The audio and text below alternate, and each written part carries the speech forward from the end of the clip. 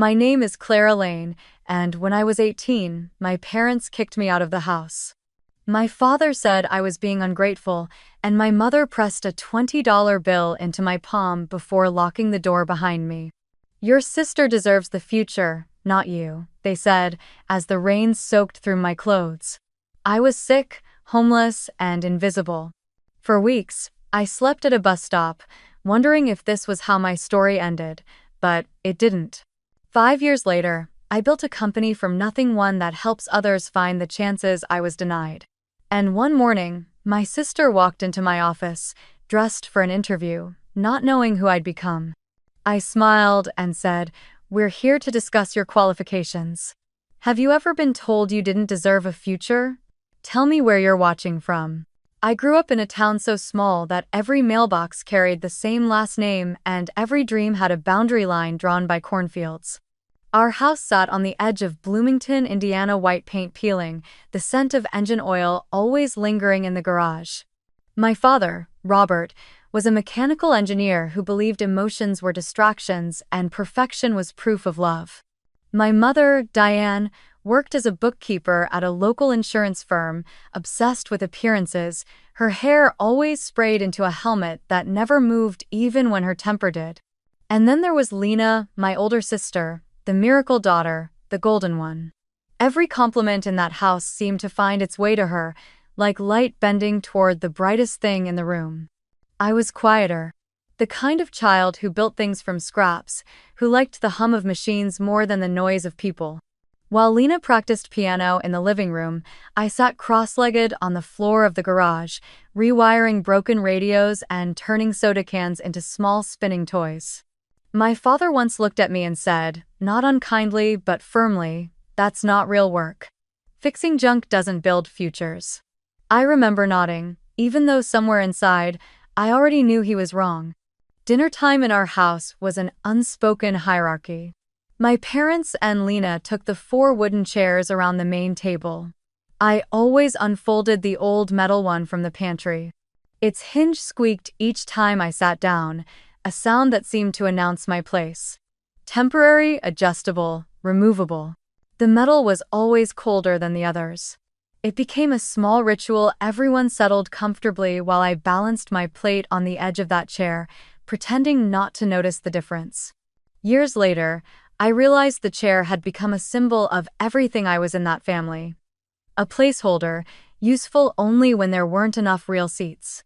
When Lena turned 16, she got a car, a used silver Honda, with a red ribbon tied around it. Mom baked a chocolate cake with her name written in cursive icing.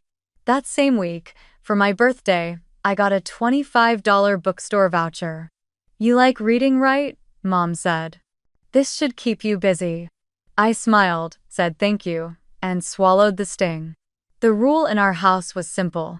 Don't make a scene. So I didn't. I learned early that my mother's sigh carried more weight than any argument I could win, and that my father's silence was a wall no voice could climb. Still, I worked hard. I had straight A's, a perfect attendance record, and a quiet determination that I thought would earn me pride, maybe even a hint of affection. In sophomore year, I entered the state science fair with a homemade filtration system built from coffee filters, charcoal, and tubing from old lawn equipment. It worked so well that I won first place. I came home holding the small gold trophy like it was proof that I existed. At dinner, I told them the news, waiting for a reaction. My mother looked up from her phone just long enough to say, "That's nice, but Lena just got invited to a leadership camp in Chicago." "Isn't that great?" Everyone clapped for Lena. I smiled and pretended the silence pressing down on me was just air. It was always like that. If Lena caught a cold, the house turned into a sick ward. If I had a fever, Mom said, "You'll be fine, take a shower." When Lena stayed out late, Dad called her independent. When I asked to go to the library after dark, he said, "Not safe for you." The double standards weren't shouted, they lived in the spaces between sentences, in the way praise traveled like gravity, always toward the same person. I started spending more time alone in the garage, where the smell of oil and dust felt more honest than the perfume of my mother's kitchen. I found common patterns, how circuits connected, how electricity obeyed rules even when people didn't. The quiet hum of a repaired radio became my applause. Sometimes, I'd catch my reflection in the metal cabinet, my hair pulled back, hands covered in grease, and think, maybe this is who I really am, someone who works in silence until things start working again. But silence has a way of sinking into your bones. At first, it feels safe, then it becomes the only language you know. In our house, speaking up was like lighting a match in a room full of gas. You learn to keep the flame to yourself. I watched my parents beam at Lena's every achievement, her debate trophies, her college letters, her photographs in the local paper, and I wondered if maybe I was born just to be her shadow. Every time someone said the brown girls, they meant her, and I became a plural by accident. Sometimes, when the house was quiet after dinner, I'd take the foldable chair out to the porch and sit under the porch light, watching bugs circle the bulb. The metal creaked beneath me, and I imagined what it would feel like to sit somewhere that didn't squeak, somewhere that didn't remind me I was temporary. Looking back now, I don't think my parents hated me. They just didn't see me. They were so busy polishing the golden child that they forgot the other one could shine too. But even then, even at 16, I understood one thing. Invisibility can be armor. If no one expects anything of you, you're free to build in secret. I kept my head down, saved money from tutoring, spent nights sketching designs for mechanical projects I'd never show anyone. I told myself that one day, I'd build something big enough that even they couldn't ignore it. But that's not how it happened. When the storm finally came, it didn't start with noise. It started with silence, the kind that feels like warning. The envelope came on a Thursday afternoon, thin and white with a university seal in the corner. I remember holding it like it was made of glass. My hands shook so much that I tore the edge unevenly. Inside was a single-page an acceptance letter from Indiana State University, major in logistics and supply chain management. A partial scholarship. Not full, but enough to make me believe life could finally open its door just a little wider. I'd worked for that moment: late-night study sessions, part-time shifts at the library, weekends tutoring middle school kids for $10 an hour. For the first time, I felt like the world had noticed me. When I got home, the sun was dipping low behind the cornfields. The air smelled like rain and motor oil. Mom was at the kitchen counter, still in her work blouse, sorting through bills. Dad was at the table reading the paper. Lena was scrolling through her phone, her perfectly polished nails tapping against the glass. I held up the letter, my heart hammering. "I got in," I said. "Indiana State, Logistics Program. They offered me a partial scholarship." Mom didn't look up. "That's nice," she said, flipping another envelope open. "But you know we can't afford 2 tuitions. Lena's pre-law is already expensive." Dad lowered his paper, his expression flat. "You're 18 now, Clara. Time to be realistic. We can't pay for everything." The words hit harder than I expected.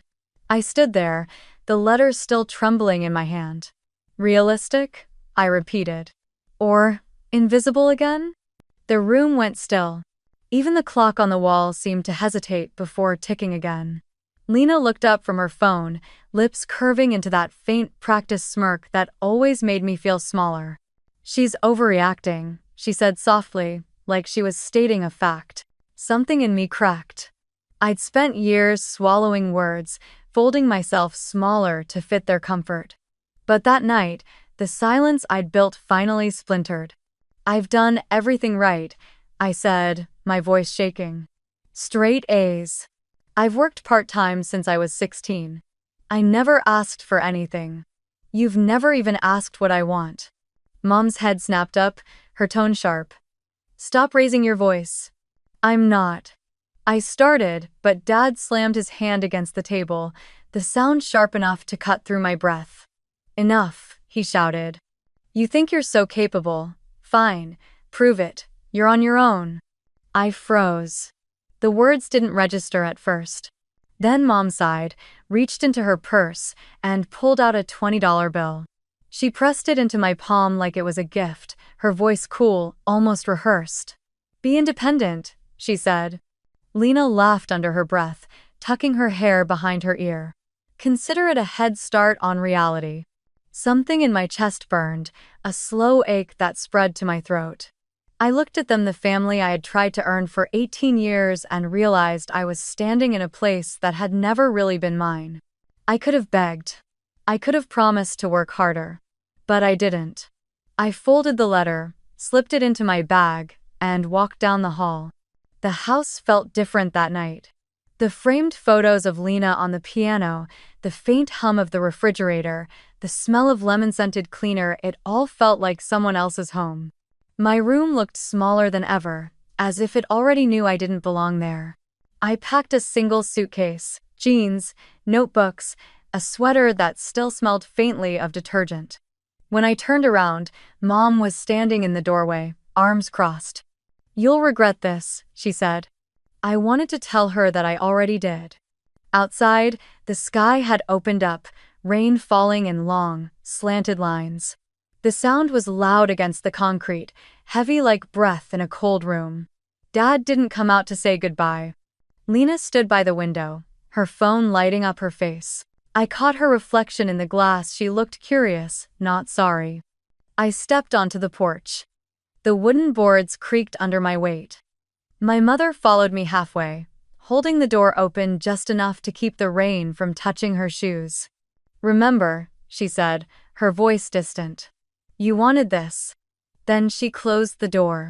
The rain hit my skin, sharp and cold, soaking through my hoodie in seconds. I walked down the driveway, the small suitcase bumping against my leg. By the time I reached the street, my hair was plastered to my forehead, my shoes heavy with water. I stopped once to look back. The house glowed faintly through the storm, warm and untouchable, like a life sealed behind glass. A car passed, splashing through a puddle, its headlights cutting through the rain and catching my face for a brief second. I saw my reflection in the window, wet, trembling, but still standing. I pulled the $20 bill from my pocket. It was already damp, the ink starting to blur. I pressed it flat against my palm and whispered to myself, "This is all the proof they think I need to survive." By the time I reached the bus stop, the rain had turned to a downpour. The streetlights flickered, halos of yellow in the gray night. I sat down on the cold metal bench, the suitcase beside me, the letter from Indiana State still tucked in my bag. For a moment, I wanted to rip it apart, but I didn't. I folded my arms, tried to stop shaking, and watched the water collect in the gutter. A bus passed without stopping. The driver glanced at me but kept going. I didn't blame him. I must have looked like a ghost, half real, half left behind. My breath fogged the air, and I thought about Lena's words. A head start on reality. Maybe she was right. Maybe this was what reality felt like: wet, cold, and brutally quiet. I don't remember how long I sat there. The rain didn't stop that night. It turned the street into a blur of silver threads, each one whispering against the pavement. I stayed on the bus bench until the sky turned gray, my clothes clinging to me, my chest aching with every breath. The cold had settled deep, sharp, and heavy, like a secret I couldn't shake. I tried to curl up tighter, but the metal seat beneath me was slick with water. Every time I closed my eyes, I saw the house again: warm lights, steady voices, the kind of world that no longer had a door for me. Somewhere between the wind and the hum of passing cars, I must have fallen asleep. When I woke, it was to a voice, gentle, confused. "Miss? Are you okay?" I blinked up at a man in a heavy coat, holding a steaming cup of coffee. He was maybe in his 50s, with soft gray hair and eyes that carried the kind of kindness you don't see often anymore. "You're freezing," he said, setting the cup beside me. "You need a hospital." I tried to protest, but the words came out broken, my throat dry, my lungs burning. He didn't argue. Within minutes, headlights flared again, this time red and blue. The paramedic spoke in calm, practiced tones. "What's your address, miss?" One of them asked. I wanted to answer, but I couldn't. I didn't have one anymore. So I said nothing.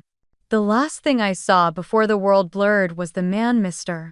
David, as I'd learn later, folding my damp $20 bill and tucking it into my jacket pocket.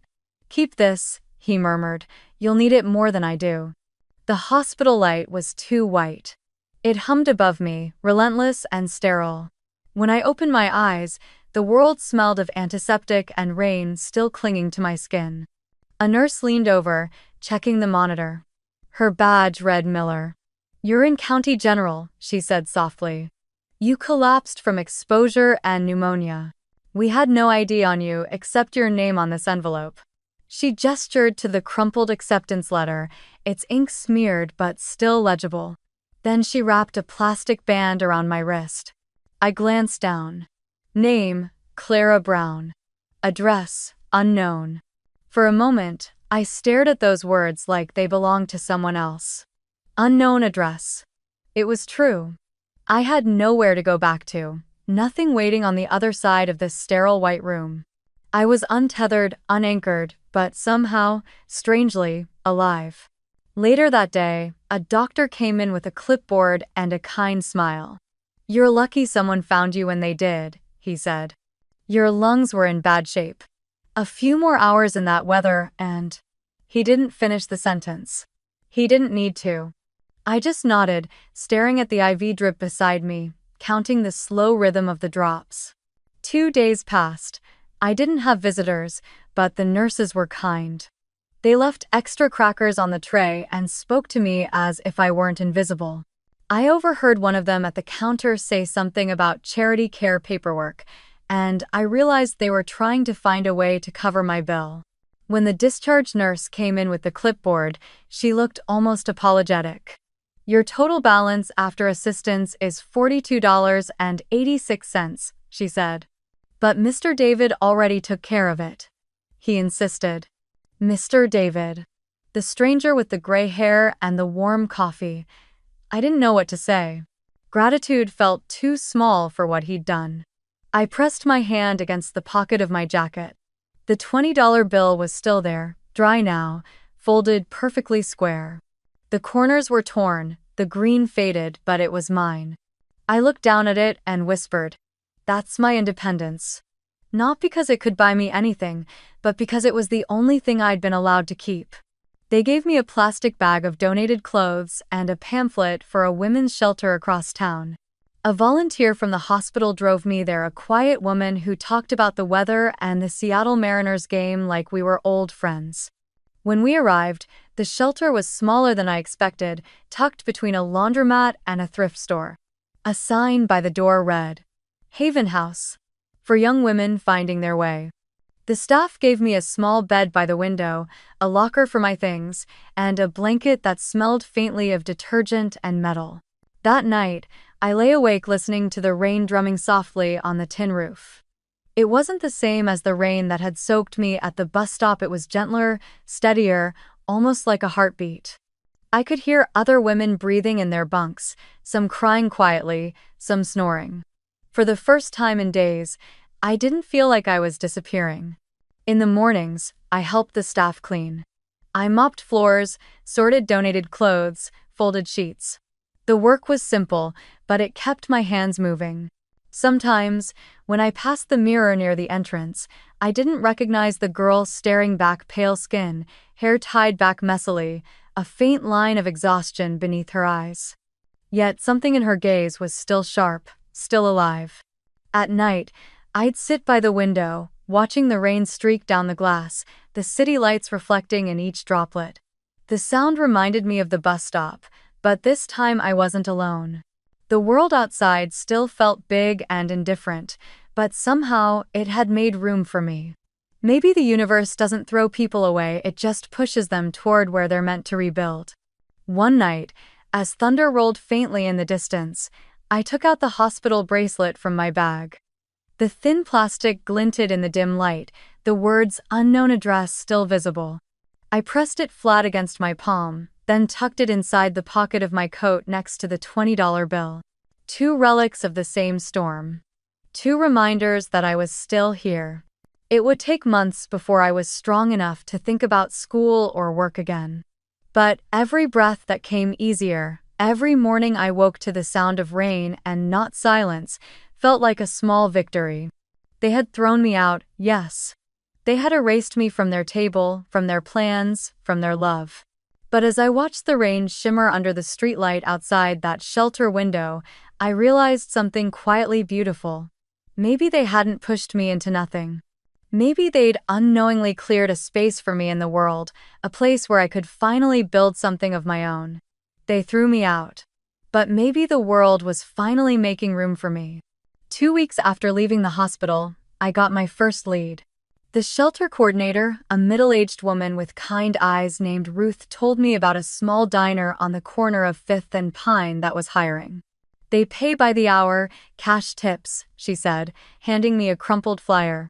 The owner's tough, but fair. She gave one of our girls a chance last winter. The place was called Alvarez's Diner, the kind of neighborhood spot that smelled like fresh coffee and bacon grease no matter the time of day. When I walked in for the interview, the morning rush had just ended. The floors gleamed, the counter stools squeaked, and a woman with streaks of silver in her dark hair was wiping down a coffee pot.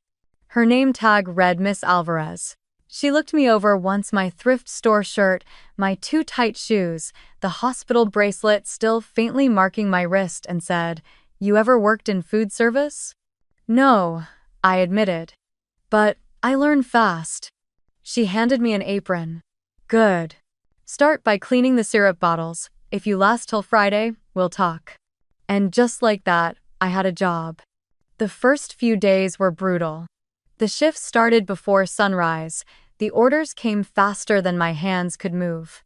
But there was something grounding about it, the hiss of the grill, the clatter of dishes, the rhythm of people coming and going. For the first time since leaving home, I wasn't invisible. I was part of a machine that needed me, even if only to pour coffee or wipe a counter. Miss Alvarez was stern but not unkind. She corrected me often, never raising her voice, but her eyes missed nothing. "You want the regulars to come back?" she'd say. "Remember how they like their coffee. People don't pay for food, they pay to be remembered." Then there was Ben, the delivery driver who hauled crates of produce from the market every morning. He was in his late 20s, broad-shouldered, always humming something under his breath. Unlike most, he didn't look at me with pity when he noticed my threadbare shoes or my half-eaten sandwich during breaks. Instead, he treated me like I belonged there. One afternoon, as I helped unload boxes from his truck, he watched me rearrange them by category: dry goods here, perishables there, oldest stock up front. "You always sort stuff like that?" he asked. I shrugged. "Makes it easier to find things later." He smiled. "You've got a head for systems." Then, it was the first time anyone had said that like it was a compliment, not a criticism. Over the next few weeks, I found myself watching how he worked. Ben's roots were chaos: wrong orders, late drop-offs, lost invoices. But he kept his cool, always finding a way to get everything done. One day, I asked him how he managed it. He pulled a folded sheet of paper from his pocket. On it was a map of Seattle, covered in lines and circles. "I plan my routes," he said. "Saves gas, saves time. Sometimes I even beat traffic." That night, after closing, I borrowed a napkin and started sketching out my own version of his map. The diner suppliers, their addresses, the times deliveries came in. I began drawing little lines between them, trying to see patterns. It was the same satisfaction I used to get when fixing radios back home, fitting chaos into order. The next morning, Miss Alvarez found the napkin on the counter. She looked at it for a long moment before glancing up at me. "You did this?" I nodded, embarrassed. "Just trying to help organize the deliveries." She folded the napkin and tucked it into her apron pocket. "Keep that brain of yours sharp, Clara. Not many people can see patterns like that. It'll take you somewhere." Her words stayed with me. Days turned into weeks. The diner became my classroom. I learned how inventory worked, how schedules were built, how one broken link could slow the entire chain. When Ben's truck broke down one morning, I reorganized the day's deliveries for him using the phone book and a borrowed laptop at the shelter. When everything arrived on time, he laughed and called me the human GPS.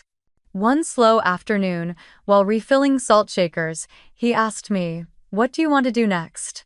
No one had ever asked me that before. I froze, the glass shaker halfway to the table. "I don't know," I said honestly. "Well," he said, setting down his mug, "figure it out. You're too smart to stay wiping counters forever." That night, I couldn't sleep. His question kept echoing in my head. What did I want to do next? For years, I'd only thought about surviving the next day, the next meal, the next mistake. But now, something inside me had shifted. Maybe I could build something organized, efficient, clean, something that made sense. The next morning, I brought a small notebook to work. During breaks, I filled it with lists, supplier schedules, customer flow, inventory counts. The diner's chaos slowly turned into numbers and lines on paper. Miss Alvarez noticed and smiled. "That's how business people start," she said. "With observation." Sometimes, after closing, I'd stay behind, sitting in a corner booth with a cup of coffee and the sound of rain against the windows. I'd trace delivery routes, redesign storage layouts, and imagine systems that worked perfectly where nothing was wasted and no one was left behind. I didn't know it yet, but those sketches, the loops and arrows and names scrawled in ink, were the first blueprints of something much bigger. One night, Miss Alvarez passed by my booth, saw the drawings, and tapped the page with her finger. "You've got a head for systems," she said again, her tone more deliberate this time. "Keep that. The world runs on chaos. People like you keep it moving." When she walked away, I sat there staring at the lines I'd drawn. They weren't just delivery routes anymore, they were pathways, each one leading somewhere I hadn't dared imagine. For the first time, the future didn't feel like a locked door. It felt like a map waiting to be followed. Outside, the rain kept falling, steady and rhythmic against the diner roof. I pressed my hand to the glass, watching the streetlights blur into gold streaks. I wasn't sure where I was headed yet, but I knew I was finally on the move. It started with the notebook. The same one I'd used to track deliveries, now filled with more pages than I could count: routes, schedules, lists, notes about how things connected and where they broke. I began spending my evenings in the small computer lab at the women's shelter, watching free online courses about logistics, supply chains, and warehouse management. The screen light flickered across my tired eyes as I repeated formulas on Excel, memorizing shortcuts, learning how numbers could turn chaos into something predictable. There was comfort in it, a rhythm that reminded me of control. When you have nothing, structure becomes your safety. Every night I studied until the curfew alarm blinked red, then slipped the notebook under my pillow like a secret. During the day, I tested everything I learned at Alvarez's diner. I reorganized the supply shelves, color-coded the condiment drawers, and built a rotation schedule that matched the delivery times. Within weeks, we stopped running out of ingredients, customers got their orders faster, and for the first time, Miss Alvarez actually smiled without hiding it. "You did something right," she said one Friday evening, balancing the day's receipts in her hand. "We made 15% more this month, and nobody quit." I looked up from wiping the counter. "It's just small adjustments," I said. She laughed softly. "Small adjustments make big differences. Don't ever forget that." Her trust gave me courage. I stayed after hours, helping her tally costs, typing receipts into spreadsheets on the old laptop she barely used.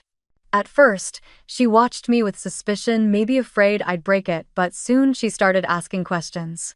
"What's this formula thing again?" she'd say, leaning over my shoulder. "Sumif? Sounds like magic." I showed her how to use it, how to track profit margins, how to plan shifts so no one burned out. I didn't realize it then, but I was building more than systems. I was building a way to keep people steady, the same way I'd needed something steady when my life fell apart. Ben noticed the change too. One afternoon, while delivering crates of eggs and flour, He watched me direct 2 new staff members on restocking.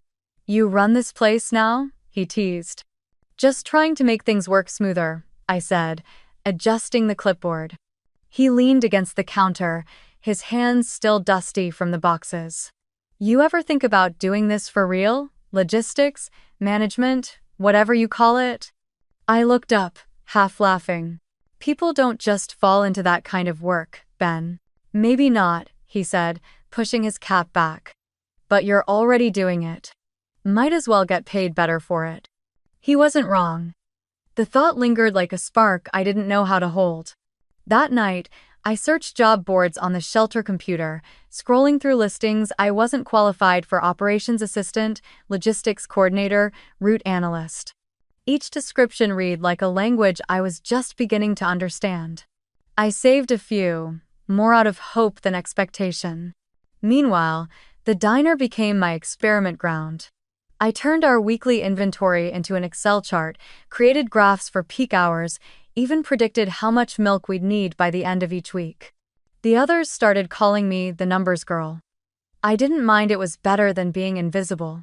A few weeks later, Ben arrived with a new logo on his truck. Everline Freight. His company had merged with another small transport firm, and he looked exhausted but proud. Over lunch, he told me they were expanding. "We're hiring new clerks, warehouse assistants, route planners, small-time stuff, but steady pay," he said between bites of sandwich. Then he paused, glancing at me. "You should apply." I nearly choked on my coffee. "Me? I don't even have a degree." "So what?" he shrugged. "You've got experience. You made this diner run like a factory on rails. That's more than most college kids can say." I hesitated. "They'll never take someone like me." Ben smiled, eyes kind. "You're exactly the kind they need, someone who knows how to keep things moving when everything's falling apart." He said it so simply, like a fact, that it silenced every doubt I had. That evening, I went back to the shelter and wrote my first resume. It was bare 2 short jobs, no references, but I filled it with what I could. Scheduling, inventory, delivery coordination. I printed it on the shelter's old printer, the ink smudged on one corner. Then I waited. A week later, I got the call. The HR assistant from Everline Freight wanted me to come in for an interview. I didn't own formal clothes, so Miss Alvarez lent me one of her blouses and pressed it carefully, as if ironing hope into the fabric. "You'll do fine," she said, tucking a 20 into my palm before I could refuse. "Lunch money, don't argue." Oh. The interview took place in a modest office on the south side of the city. The waiting room smelled like coffee and motor oil, the same scent that had followed me since Indiana. The manager, a broad man named Tom, asked simple questions. "You good with numbers? Can you stay organized under pressure? Ever handled logistics before?" I answered honestly, no embellishments, just what I knew. He nodded, tapping his pen. "You've got no degree," he said finally, "but you've got the right instincts. Let's start you on data entry and see how it goes." When I walked out of that building, the air felt different, lighter somehow. I didn't have everything figured out, but for the first time, I had direction. That night, I went back to Alvarez's diner one last time. Miss Alvarez and Ben were both there. I told them I got the job. Miss Alvarez didn't say much, she just nodded once, her eyes a little shinier than usual. Ben grinned, handing me a paper cup of coffee. "Told you," he said. "You're meant for bigger routes." I stood there, holding the cup, watching rain slide down the windows like silver veins across the glass. Everything I had built so far, every chart, every notebook page, every long night studying alone had led me here. It wasn't a grand success story yet. It was something smaller, quieter, steadier, a foundation. I smiled and whispered, mostly to myself. When you have nothing, structure becomes your safety. The first weeks at Everline Freight felt like learning a new language. The office was small, a converted warehouse near the port, where the walls smelled faintly of diesel and old paper. My desk sat by the window, facing the loading docks. Trucks came and went all day long, engines growling like restless animals. I started as a data entry clerk, responsible for logging shipment numbers and updating spreadsheets.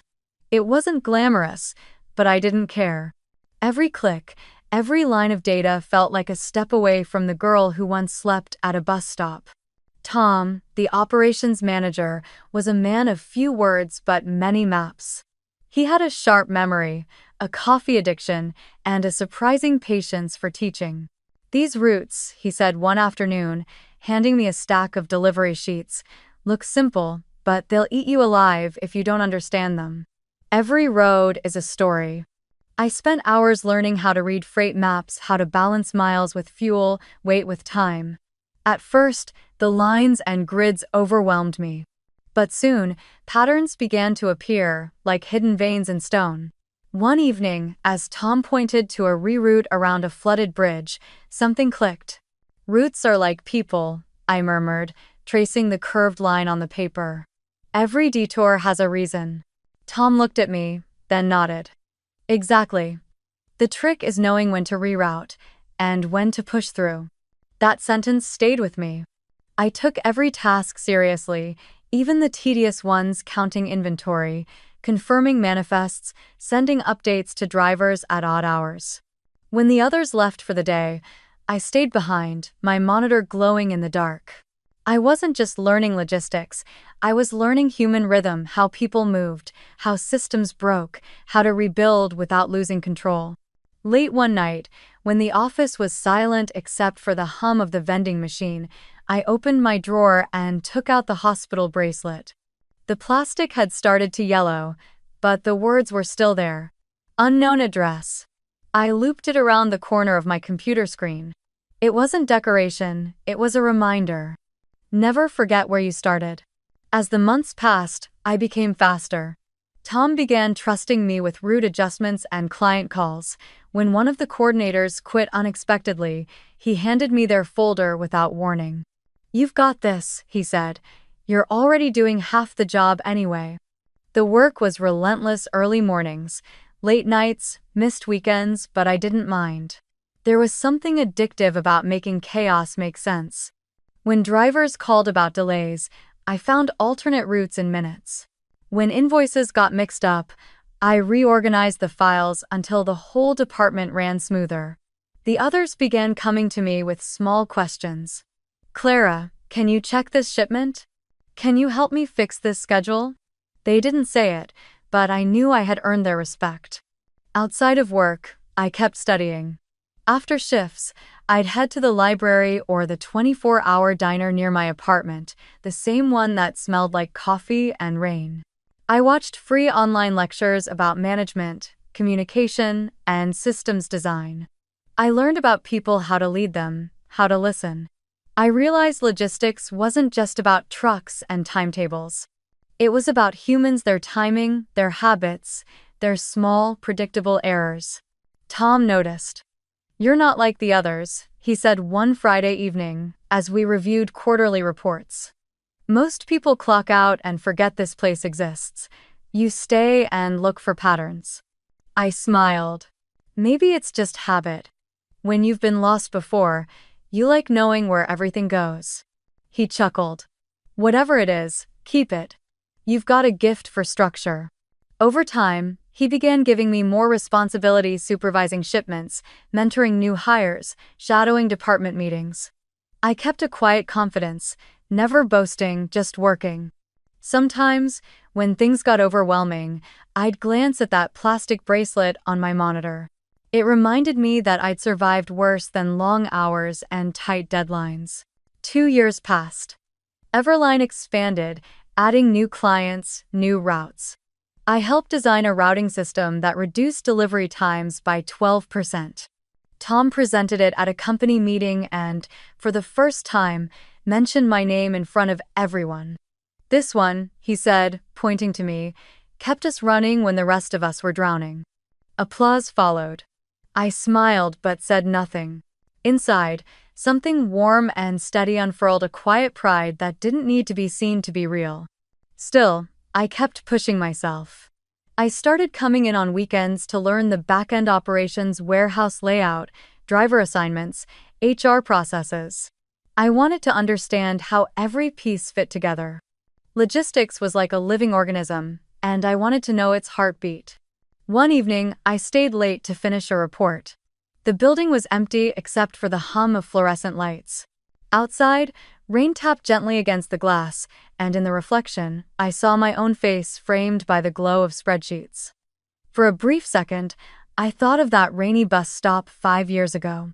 The same rain, the same city, but a different version of me. When I finally turned off the lights and stepped outside, Tom was locking up. "You ever rest?" he asked, half amused. "Eventually," I said, pulling my coat tighter. He paused, studying me for a moment. "You know, Clara," he said, "you remind me of when I started. Hungry to prove something, but the thing about hunger, it doesn't end when you succeed. It just changes what you crave." He was right. I didn't crave approval anymore. I craved purpose. 3 years after I first walked into Everline, Tom called me into his office. The room smelled like coffee and fresh ink, as always. He didn't look up from the papers on his desk when he said, "We're opening a new position, junior project manager. You've been doing half the work already, so it's time to make it official." He blinked. "Are you serious?" He finally looked up, smiling. "Dead serious. Don't say no, or I'll regret teaching you all my tricks." I laughed for the first time in what felt like years. When I stepped out of his office, the entire team clapped. Someone had taped a note on my computer monitor: "You earned this, Clara." That night, I didn't celebrate with champagne or a party. I went home, made instant noodles, and sat by the window as the rain fell steady against the glass. I touched the hospital bracelet still hanging on my monitor, and for the first time, I didn't feel like unknown address anymore. I whispered softly to the dark, "I know where I belong now." The promotion at Everline was only the beginning. The more I learned about the industry, the more I realized how broken it was, not just in logistics, but in how people were treated. The small companies struggled to stay afloat because they lacked structure. Good employees were overworked. Bad management drove the rest away. I'd seen it too many times, systems failing not because of inefficiency, but because no one had ever taught people how to build things that lasted. It started as a late-night idea, scribbled in the margins of my notebook after another 12-hour day. What if there was a company that helped small businesses run like big ones? What if fairness and structure weren't luxuries, but the foundation? I stayed up that night sketching names, words that meant growth, rebuilding, renewal. Then one stood out: Emerge. It felt right, like a quiet promise to myself. Emerge Talent Solutions was born on the back of a diner napkin and an Excel sheet. The tagline came easily: built from the ground up. At first, it was just me, no investors, no office, no safety net. I quit Everline with Tom's reluctant blessing and my entire savings account of $3,100. "You're either crazy or brave," he said, handing me an old stapler as a parting gift. "Maybe both." I found a cheap space above a print shop downtown. The windows rattled whenever a bus passed, and the heater barely worked, but I didn't care. It had a desk, a chair, and enough room for my laptop and ambition. On my first day, I unpacked 3 things: the hospital bracelet, the $20 bill my mother had thrown at me, and a small frame with the new logo I designed. I placed them carefully on the desk, a shrine to survival. The $20 hung in glass on the wall, the ink faded, the paper warped by time. I'd kept it not as a reminder of rejection, but as proof that I'd turned pity into capital. "They gave me a door slam," I whispered as I pinned the logo above my desk. I built an open one. The first few months were brutal. I cold emailed local businesses, offered free consultations, rewrote their schedules, fixed their delivery systems, trained their staff on communication and workflow. Half the time, they didn't pay. The other half, they paid in gratitude and coffee. But word spread: the woman who can fix anything. That's what they called me. By the end of the first year, I had 6 clients and 2 part-time assistants. We worked late into the night, laptops glowing in that tiny office, the smell of instant noodles and ambition filling the air. I paid them fairly, even when it meant skipping my own meals. I knew too well what it felt like to be undervalued. When one of my clients, a bakery chain on the brink of closing, posted about how I'd saved their business, the story caught attention. A local journalist reached out, curious about the young woman rebuilding small businesses. A week later, the article ran in the Seattle Herald, "From Homeless Teen to CEO: How Clara Lane is Reshaping the Future of Work." That was the first time I saw my new name in print. I'd changed my last name months earlier. Brown had felt too heavy, too haunted. Lane was simple. It meant path, direction, progress. A new route. When people asked, I said it was my mother's maiden name. The truth was, I'd built it myself. The article changed everything. My inbox flooded with messages from business owners, from old acquaintances, even from people who had once overlooked me. They wanted advice, mentorship, help. Some wanted jobs. I hired slowly, carefully. Every employee signed the same values statement I'd written on a torn piece of notebook paper the night I started. We don't just build systems, we build people. By year 2, Emerge Talent Solutions had moved into a larger office, a loft space with floor-to-ceiling windows overlooking the city. The old heater was gone, replaced by the hum of new computers and the chatter of a growing team. On the main wall hung 3 frames: the hospital bracelet, the $20 bill, and the company logo. People asked why I kept them there. I told them the truth. Because that's where everything started. Pain, poverty, persistence. You need all 3 to build something real. Sometimes I'd walk in early, before the others arrived, and sit at my desk with my coffee cooling beside me, watching the sunrise turn the city gold. I'd think about Miss Alvarez wiping counters, Ben humming in his truck, Tom and his maps, the sound of rain on a shelter roof. Each of them had been a part of this. The foundation of my company wasn't concrete or code, it was kindness. As the company grew, I began offering workshops for free, training young women from shelters and halfway houses on logistics and workforce management. Watching them find confidence reminded me of myself 5 years earlier, shivering in a hospital bed with an unknown address bracelet. When one of them, a quiet girl named Mariah, landed her first job at a logistics firm, she hugged me and said, "You changed my life." I smiled and told her, "You did that yourself. I just showed you the map." At our 2-year anniversary, my team surprised me with a plaque that read, "To Clara Lane, who built something out of nothing." I couldn't speak for a moment. The weight of it, the irony, the symmetry hit me all at once. Later that night, when everyone had gone, I stood alone in the quiet office. The city outside was glowing, rain soft against the glass. I ran my fingers across the framed bracelet, the $20 bill, the logo beneath them. My reflection merged with those relics, and for the first time, I saw not just survival but creation. They had once told me I didn't deserve a future. That my sister did. That I should disappear quietly. But I hadn't disappeared. I had built a future not just for myself, but for others like me, those who had been dismissed, overlooked, unseen. I turned off the lights, the room illuminated only by the faint city glow. As I closed the door behind me, I looked back at the words painted near the entrance: my company's promise, my personal truth, built from the ground up. And for the first time, I believed it completely. It was a Thursday morning in late spring when the email came through. My HR assistant, Maya, appeared at the doorway of my office, tablet in hand, her tone casual but curious. "We've got a new candidate for the operations coordinator position," she said. Strong resume, 3 years at Greenway Logistics, some management experience. Her name's, she paused, squinting at the screen, Lena Brown. The name hit me like the soft echo of a door I thought I'd already closed.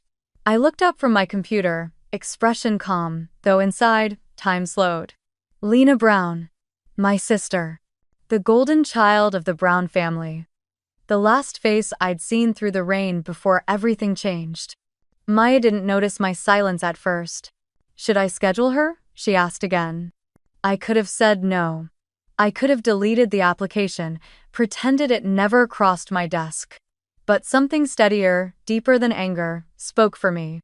"Schedule her," I said simply, my voice even. That night, I sat alone in my office long after everyone had left. The city hummed beyond the glass, and the framed $20 bill caught the last trace of light. I stared at it, remembering the way it had crumpled in my palm as the rain poured down. 5 years had passed, yet the memory hadn't aged a day. I touched the edge of the frame and whispered to myself, "Let's see if she's learned anything about fairness." 2 days later, Maya brought Lena in.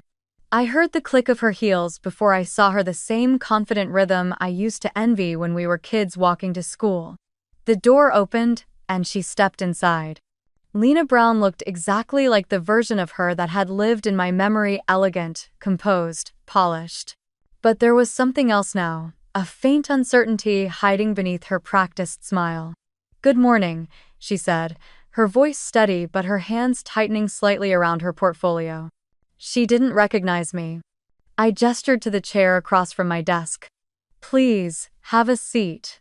Maya introduced us formally, unaware of the storm that had just entered the room. Then she left, closing the glass door behind her. The sound clicked like punctuation, just the two of us now. I opened her resume, letting the silence stretch just long enough to make her shift in her seat. "So," I began, professional, detached. "Tell me about a time you faced a difficult team dynamic." She straightened, eager to impress. "At my previous company, I managed a team that struggled with communication," she said. "I had to enforce accountability and maintain fairness." "Fairness," I repeated, my eyes still on the page. "That's an interesting word. What does fairness mean to you?" Lena hesitated. "It means making sure everyone gets what they deserve." I lifted my gaze then, meeting hers directly for the first time. For a brief second, she faltered. Something in my face, my voice must have tugged at her memory. But she blinked, brushed it off, and continued. "I believe in second chances too. People can change if they're given the opportunity." I smiled faintly. "I agree." "Dak." I kept the questions coming: project management, client communication, logistics optimization. Her answers were confident but cautious, like someone trying to read the tone of a room they didn't understand.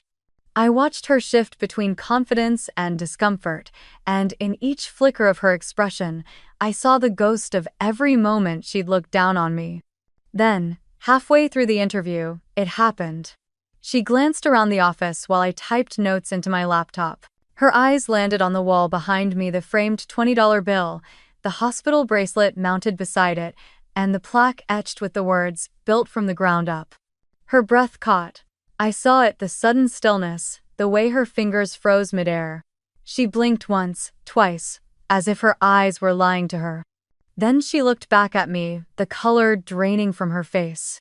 "You're," she started, voice barely above a whisper. "You're Clara?" I let the silence sit between us, long enough for her realization to settle. Then I leaned back slightly, folded my hands on the desk, and said, calm and measured, "We're here to discuss your qualifications." She stared at me as if the ground had shifted beneath her. I didn't know. I thought you didn't survive?" I finished for her, my tone still professional. "I did, and I built this company. We help small businesses fix broken systems. It's funny, really. Sometimes broken systems look a lot like broken families." Her eyes glistened, but I saw more confusion than remorse. "Clara, I cut her off gently, my voice never rising. "Let's stay on topic. You've had some leadership experience, yes? Tell me, how do you handle conflict when one person believes they deserve more than another?" Her lips parted, but no words came. The silence between us thickened, filled with every unspoken memory of our old home, our parents, that night. I watched her shrink slightly in her chair, not out of shame perhaps, but out of recognition. When the interview finally ended, I stood and extended my hand. She hesitated, then took it. Her fingers trembled slightly. "You've done well for yourself," she said softly. "So have you," I replied. Then I added, more quietly, "The world has a strange sense of balance. 5 years ago, you closed the door. Now I hold one open." Her eyes welled again, but she didn't speak. She turned, clutching her portfolio, and walked out of the office. I watched her through the glass as she passed the reception desk, her shoulders squared, her steps measured, but her reflection in the window betrayed her, pale, shaken, unsteady. When she disappeared down the hallway, Maya stepped back in, tablet in hand. "So," she asked, glancing at me, "should we hire her?" I looked toward the window, where the rain had started to fall again, soft against the glass. "Let's give her a chance," I said finally. "Everyone deserves one." Maya nodded and left, her footsteps fading into the hum of the office. For a long time, I just stood there, watching the rain trace thin lines down the window. I thought about that bus stop, that $20 bill, that version of me who thought she'd been erased. And then I thought of Lena, her practiced smile cracking for the first time, the silence that followed. It didn't feel like revenge. It didn't even feel like victory. It felt like completion, the closing of a loop that had begun in the rain 5 years earlier. As I turned off the lights and walked toward the elevator, I glanced once more at the framed bracelet on the wall. The words "unknown address" still glimmered faintly under the light. Not anymore, I thought. Not anymore. The morning after the interview, the article hit the front page of the Seattle Business Chronicle.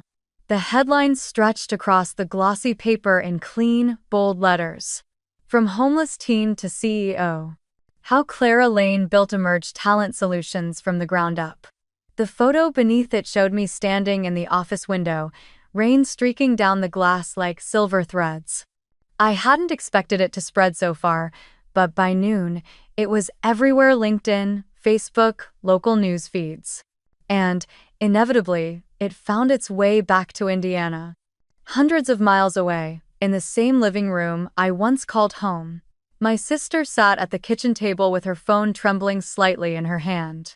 Her face was pale, eyes wide as she stared at the article.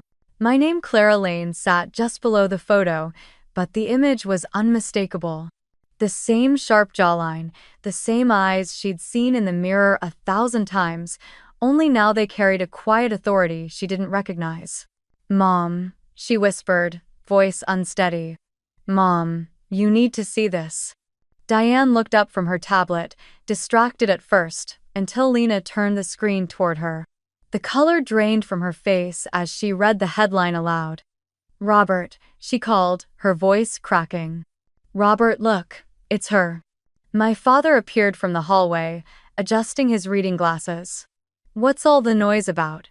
he grumbled, but his tone died the second his eyes met the photo. For a long moment, no one spoke. The house was filled only with the hum of the refrigerator and the faint tick of the clock on the wall. Then my mother's hand started to shake. "She's alive," she whispered. "She's alive and successful." My father swallowed hard, then reached for his phone. "Give me her number." Lena hesitated. "She changed it." "Then call her work." "Find her," my mother snapped, panic and shame blending in her tone. "We need to talk to her. We need to fix this." Although, within minutes, they found the company website Emerge Talent Solutions, Seattle.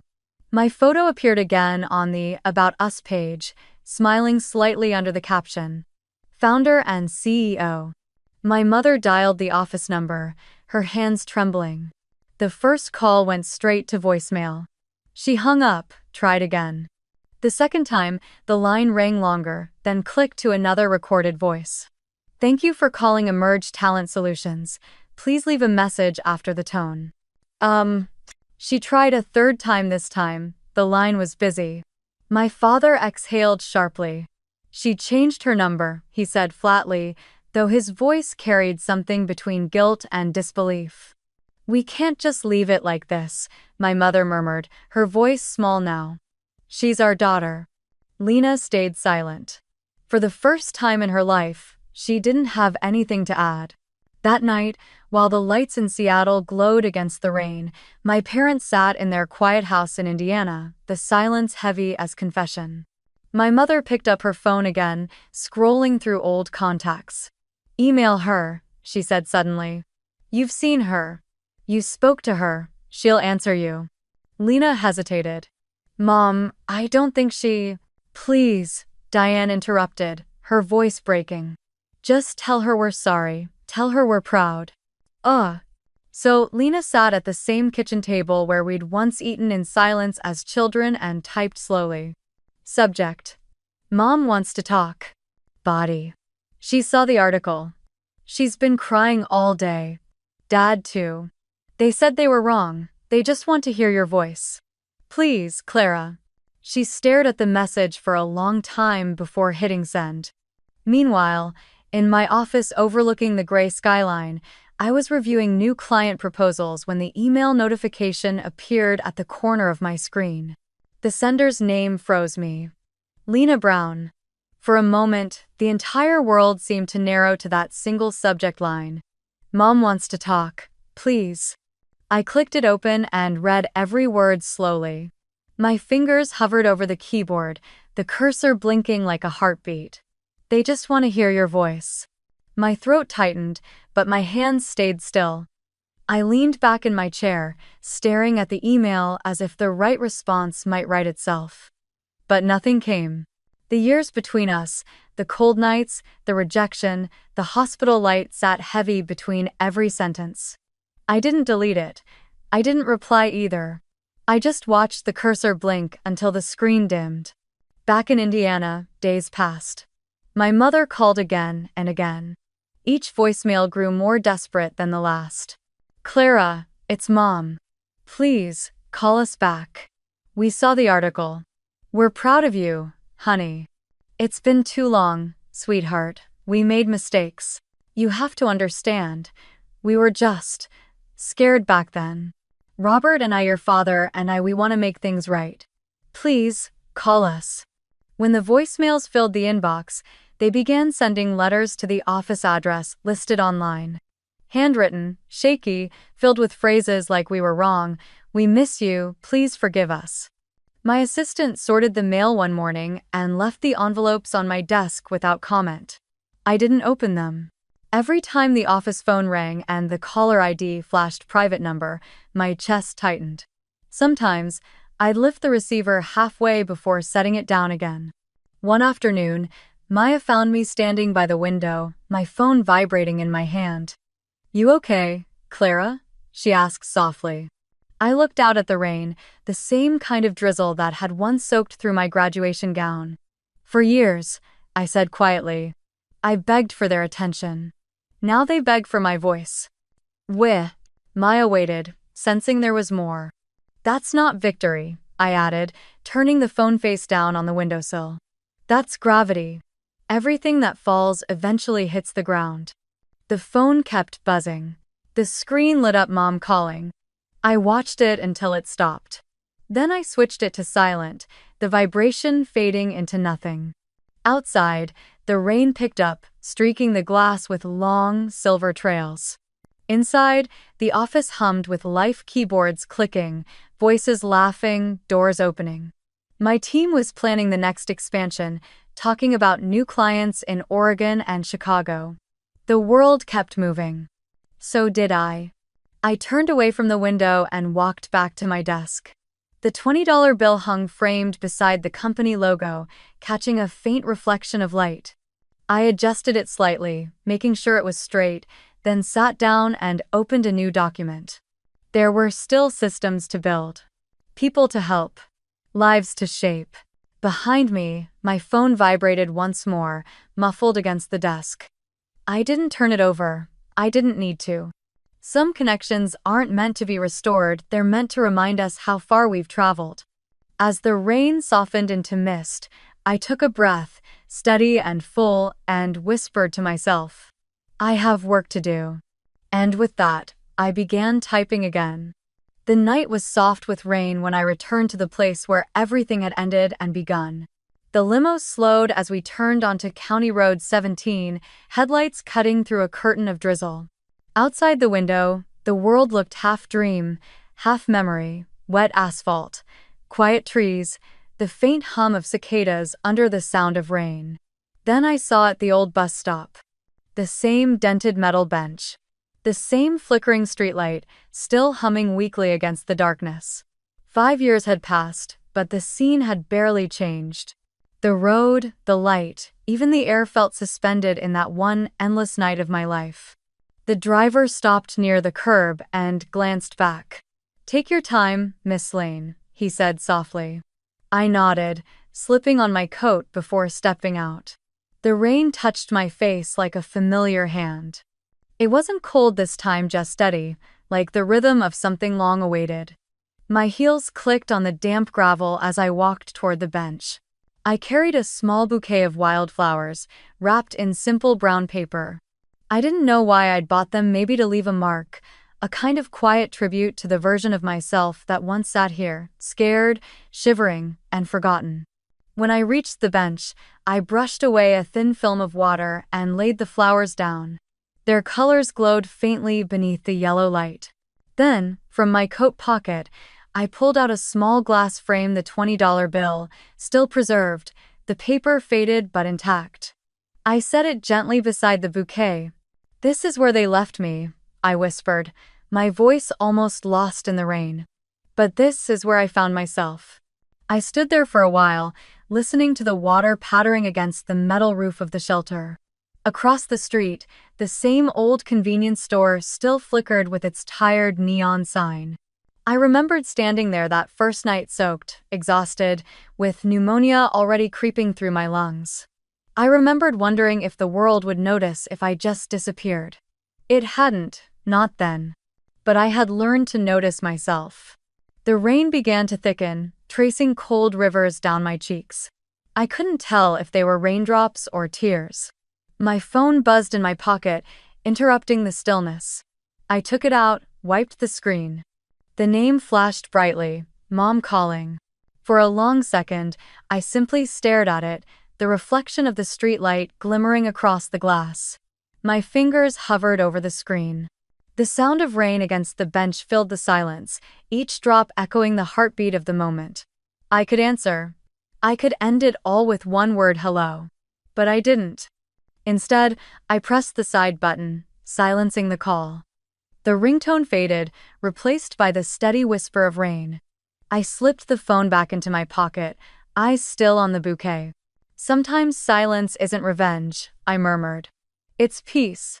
For years, I had dreamed of what I would say if they ever called, how I'd confront them, make them hear every ounce of pain they'd caused. But, standing here now, in the same place where it all began, I realized I didn't need words. I didn't need to win. I had already built something greater than their apology could ever give me. The limo door opened behind me, spilling warm light onto the wet road.